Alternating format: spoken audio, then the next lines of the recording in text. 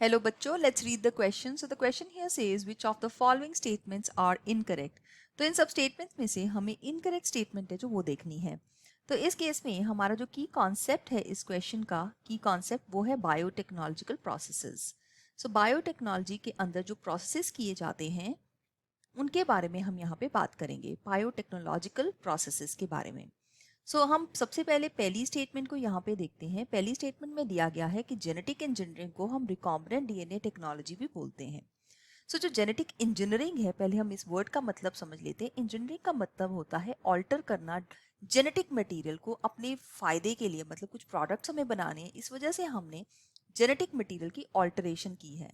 तो इस वर्ड का मतलब जेनेटिक इंजीनियरिंग का मतलब है alteration of the DNA. Alteration की है. और रिकॉम्बिनेंट डीएनए का मतलब है कि हम लोगों ने फॉरेन डीएनए को वेक्टर डीएनए के साथ, फॉरेन डीएनए को जिसके अंदर कुछ स्पेसिफिक हम लोगों ने चेंजेस लाए हैं, उसको हम लोग जो है जिसको एलियन डीएनए भी बोलते हैं, इसको हम एलियन डीएनए भी कह सकते हैं. इसको हम लोगों ने ज्वाइन करना है वेक्टर डीएनए के साथ. We are going to join it with the vector DNA. तो इसके साथ हमारा बन जाता है रिकॉम्बिनेंट डीएनए, इन दोनों को मिला के. इस वजह से ये सारी प्रोसेस जो है बायोटेक्नोलॉजी के अंदर आती है. तो ये स्टेटमेंट जो यहाँ पे दी गई है ये बिल्कुल ट्रू स्टेटमेंट है. अब सेकंड देखते हैं. लिखा गया है bacteriophage is not used as a vector. जब हम वेक्टर की बात करते हैं, वेक्टर ऐसा मॉलिक्यूल होता है या कोई भी ऑर्गेनिज्म हो सकता है जिसका बहुत ही हाई कॉपी नंबर हो, और ये हेल्प करता है डीएनए के को ट्रांसफर करने के लिए एक सेल से दूसरे सेल में.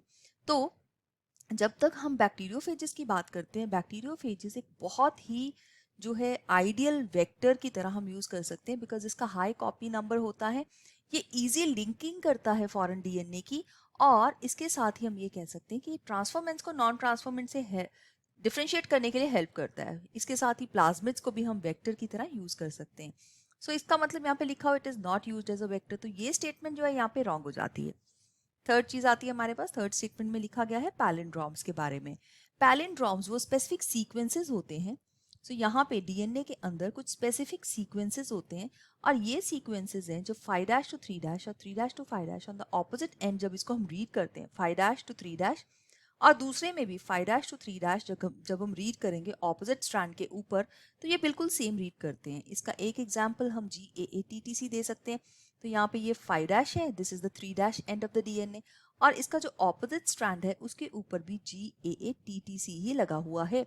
दैट मीन्स ऐसे सीक्वेंसेस जो दोनों डायरेक्शंस में एक ही तरह रीड कर सकते हैं उनको बोलते हैं पैलिंड्रोम्स. इसी तरह का एक एग्जाम्पल इंग्लिश के अंदर है मैडम का, जो कि इधर से और इधर से पढ़ेंगे तो बिल्कुल सेम ही रीड करेगा.